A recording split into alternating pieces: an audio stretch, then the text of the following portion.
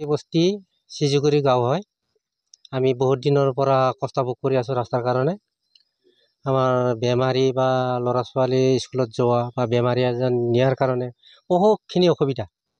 সেই অসুবিধাৰ মাজতে আমি আজি চলি আহি সৌ সিদিনাখনে আমি যিহেতু সুৰেশ তাঁতী ডাঙৰীয়া ছাৰক আমি ৰিকুৱেষ্ট কৰিছিলোঁ।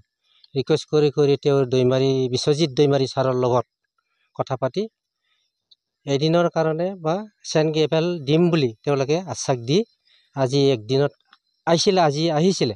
কিন্তু আহি আমি আমাৰ নিজ লোকেল ওচৰ চুবুৰীয়া নালাপাৰা নদীত বালি উঠাব গৈছিলোঁ, কিন্তু ফৰেষ্ট ডিপাৰ্টমেণ্টে বালি উঠাব দিয়া নাই বুলি গম পাইছোঁ। কিন্তু ইতিমধ্যে ৰুলটিউবো কাটা হৈছে বালিৰ কাৰণে, ৰুৱেলটিউবো কাটিছে, গোটাই কাটিছে।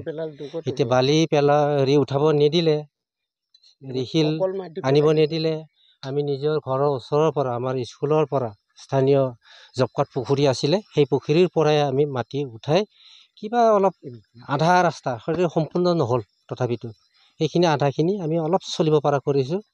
আৰু আমি ভৱিষ্যতে যাতে সেইখিনি কাম চেণ্ট গেভেল পেলাই সম্পূৰ্ণ কৰি দিব বুলি আমি বহুতখিনি আশা কৰি আছোঁ। কালভাৰ লাগিব, ইয়াতে আমাৰ এটা কালভাৰ লাগিব, তাতে মোটামুটি 3টা কালভাৰ লাগিব, অলপ ডাঙৰ ডাঙৰ কালভাৰ।